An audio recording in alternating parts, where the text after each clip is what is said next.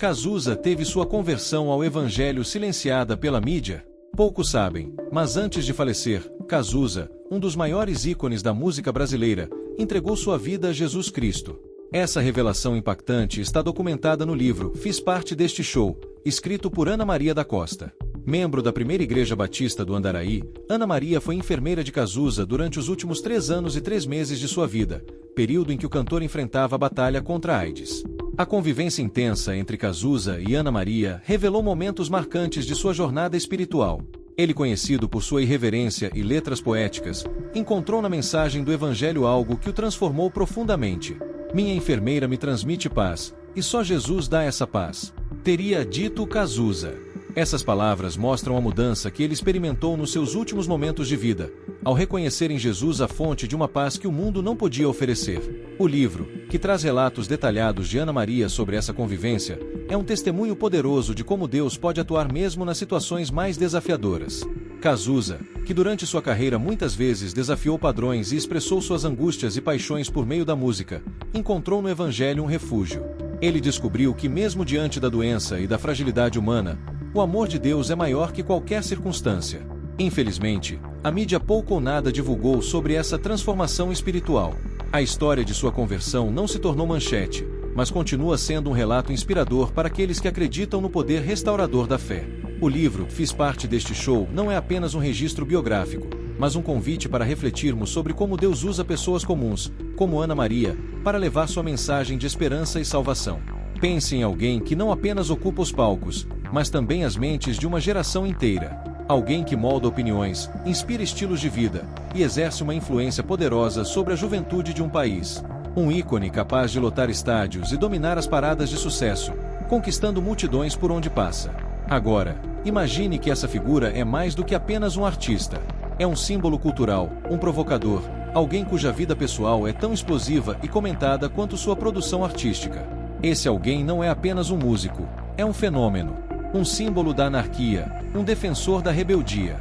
Alguém cuja fama transcende o talento, confundindo-se com sua vida privada marcada por excessos, polêmicas e uma energia quase incontrolável. Hoje no Brasil é difícil encontrar uma figura que se encaixe em todos esses adjetivos. Talvez existam artistas que atendam a alguns desses critérios, mas não todos. A combinação vida desregrada mais popularidade absurda em todas as camadas sociais, mais arte politizada, parece ter se diluído ao longo das décadas. Mas no passado, essa figura era quase um arquétipo. O Brasil já foi palco de artistas que encarnavam perfeitamente essa explosiva combinação. Esses nomes não foram apenas cantores ou compositores. Eles eram símbolos de uma era, retratos de uma geração que vivia entre sonhos, revoltas e transformações sociais. Suas músicas não eram apenas canções, eram discursos, manifestos que inspiravam reflexões e ações.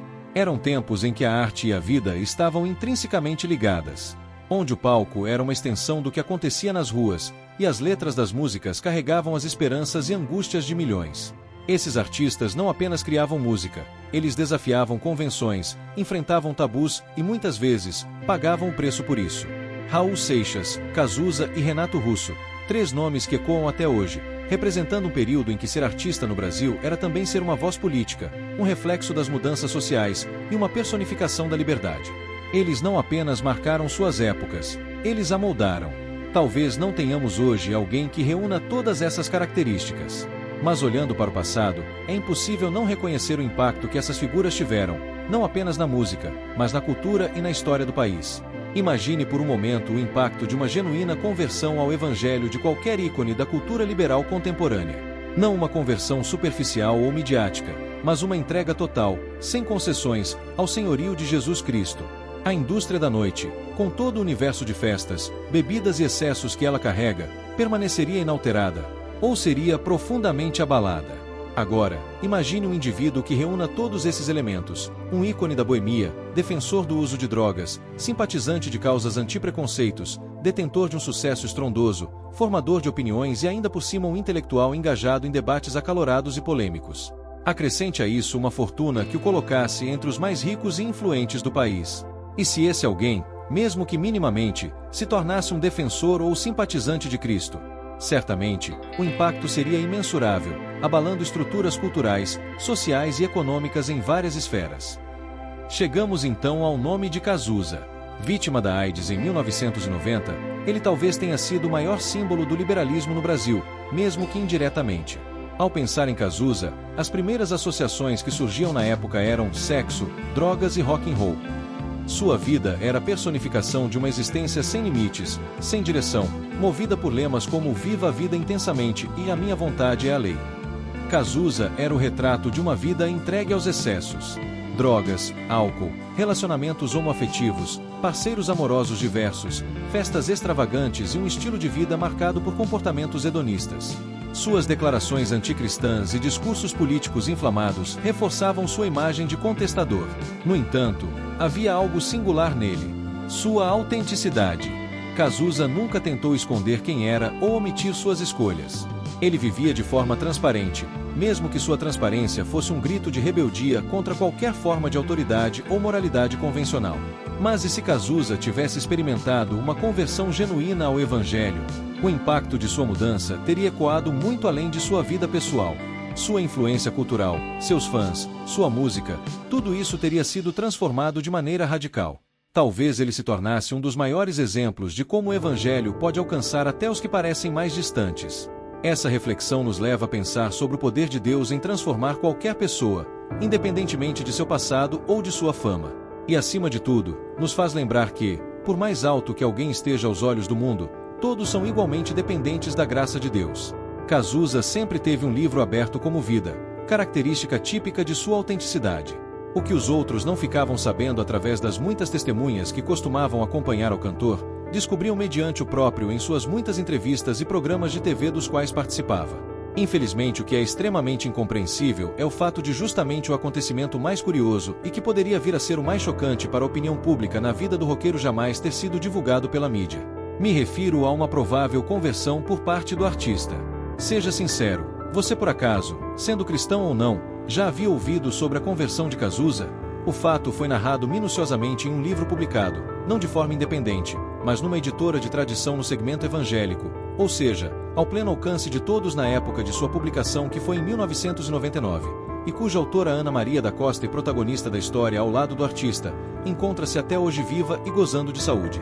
Segundo seu relato, Ana Maria foi nada mais nada menos que a pessoa mais presente na vida de Cazuza, junto a Lucinha Araújo, em seus últimos 3 meses de vida.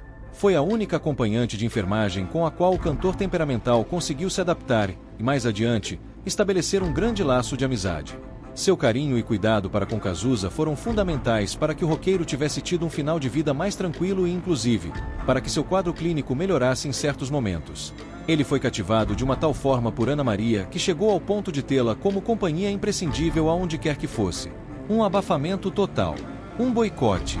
Assim foi conduzido o lançamento do livro Fiz Parte Desse Show em 1999.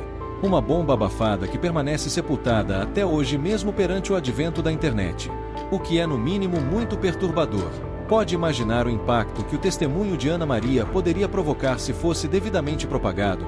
No mínimo, ele serviria para influenciar outras figuras famosas e queridas do povo, outros formadores de opinião quase tão grandes quanto ele.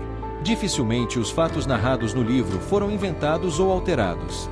Nem a mãe do cantor, Lucinha Araújo, nem qualquer outro familiar veio a público desmentir os fatos descritos ali. É lamentável que uma publicação tão corajosa, ousada e honesta calada muito antes das pautas discutidas hoje em dia. A literatura em si é pequena, compacta, enxuta apenas 61 páginas. Pode ser levada para qualquer lugar e ser facilmente distribuída. Um livro de bolso perfeito que, caso voltasse a ser publicado, passaria facilmente pelas alfândegas socialistas que têm surgido em nossas escolas, empresas e repartições públicas. Escrita de maneira simples, sem um vocabulário muito rebuscado, poderia ser lida e compreendida por qualquer pessoa alfabetizada. De quebra, ainda traz fotografias da autora ao lado de Cazuza e sua mãe. Vale enfatizar algo que talvez muitos não venham a perceber ao longo deste vídeo. De modo nenhum estamos afirmando que Cazuza virou crente. O que estamos trabalhando aqui, o mesmo feito pelo livro, diga-se de passagem, é unicamente a possibilidade disso ter ocorrido, fato que por si só, seria impensável não fosse o testemunho da missionária e enfermeira vir à tona. Encontrar esse livro hoje em dia é algo raro, seja em acervos particulares, seja em sebos. Ele teve uma tiragem de 3.000 exemplares e parou por aí. A editora alega que uma ação judicial da parte da família de Cazuza teria vetado as vendas de Fiz Parte desse show. O que ocorreu naqueles últimos dias de vida de Cazuza, não sabemos, apenas temos o relato de sua mãe e o livro citado acima, mas algo grandioso aconteceu na vida dele. Deus é maravilhoso e pode ter feito uma mudança única na vida de Cazuza. Se ele se converteu ou não, só saberemos ao chegar ao céu. Se inscreva, curta e compartilhe. Que Deus te abençoe.